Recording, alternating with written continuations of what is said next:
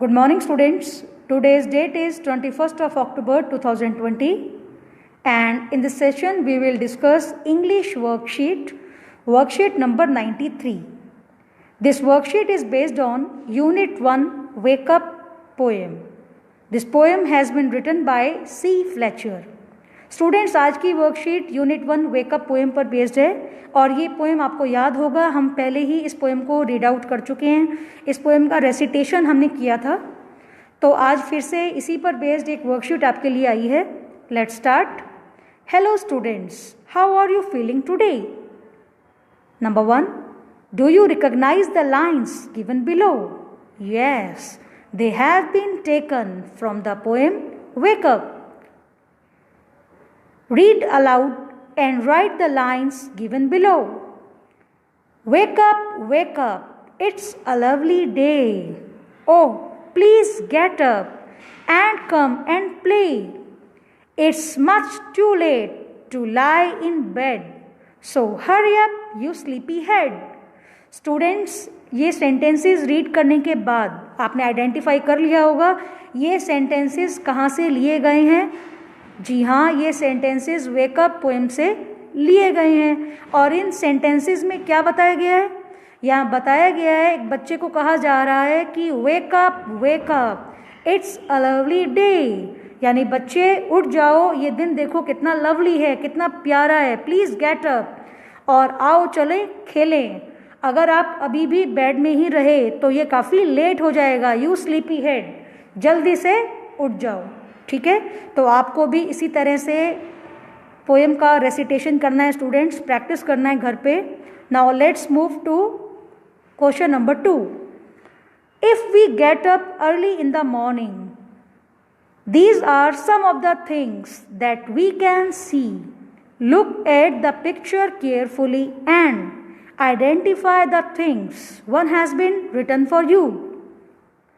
Students, नीचे एक photograph दिया गया है, आप देख सकते हैं यहाँ पर।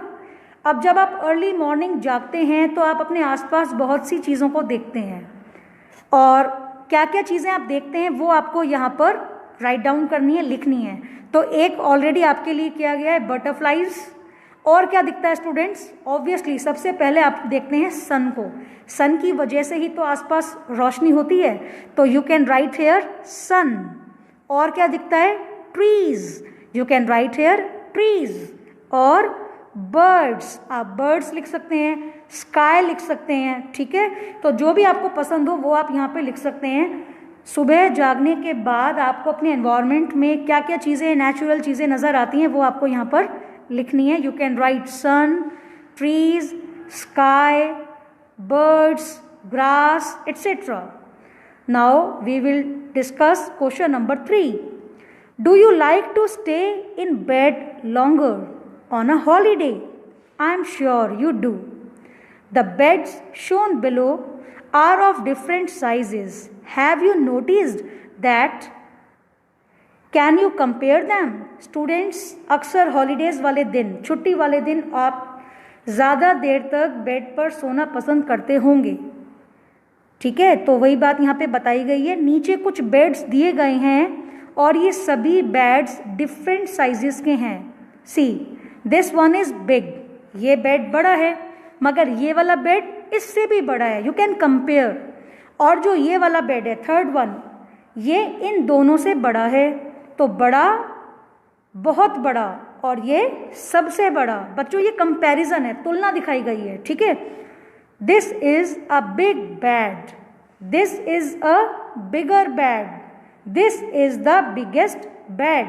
तो इस तरह से हम कंपैरिजन कर सकते हैं। Now let's see question number 4। Do you remember that describing words are called adjectives? क्या आप जानते हैं डिस्क्राइबिंग वर्ड्स को एडजेक्टिव्स कहा जाता है? स्टूडेंट्स, हमने प्रीवियस सेशंस में एडजेक्टिव्स के ऊपर डिस्कशन किया है। एडजेक्टिव्स क्या होते हैं? विशेषण। जैसे ब्लैक कैट, तो कैट क्या है? नाउन। आप जानते हैं नाउन क्या होता है? Name of any person, thing और एनिमल। तो कैट क्या हुआ? नाउन। और ब्लैक कैट जब मैंने कहा तो क्या बना? ब्लैक क्या बना? एडजेक्टिव, विशेषण। तो डिस्क्राइबिंग वर्ड्स को ही एडजेक्टिव्स कहा जाता है। और बच्चों इन्हीं एडजेक्टिव्स की सहायता से हम क्या कर पाते हैं, तुलना। Adjectives can be used for comparison. जब आप बताना चाहते हैं कि ये छोटा है, ये बड़ा है, वो सबसे बड़ा है, तो इस तरह के कंपैरिजन करने में हम एडजेक्टिव्स का यूज करते हैं। Now let's see, Mamta is a tall girl. अब ममता एक बच्चा है, एक बच्ची का नाम है। यहाँ पे क्या बोला गया कि ममता एक टॉल गर्ल है, लंबी लड़की है। अंजू इज टॉलर देन ममता। अब बच्चों देखो यहाँ पे दो बच्चे आ गए हैं, अंजू एंड ममता। हम बताना चाहते हैं कि अंजू ममता से ज़्यादा लंबी है, तो हम क्या बोलेंगे, Anju is taller than Mamata.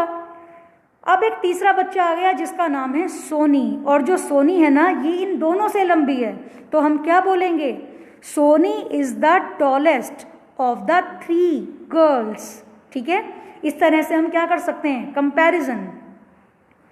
Can you complete the following degrees of comparison. अब नीचे कुछ और एग्जाम्पल दिए गए हैं, इन्हें आपको खुद करना है।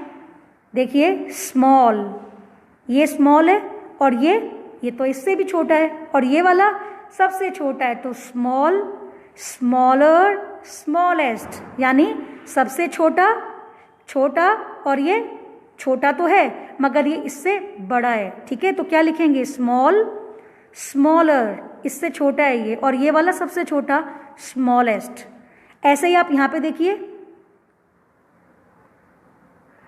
कोल्डेस्ट। अब ये हाईएस्ट डिग्री यहां पे लिखी गई है, तो हम यहां से शुरू करते हैं, कोल्ड, कोल्डर, कोल्डेस्ट।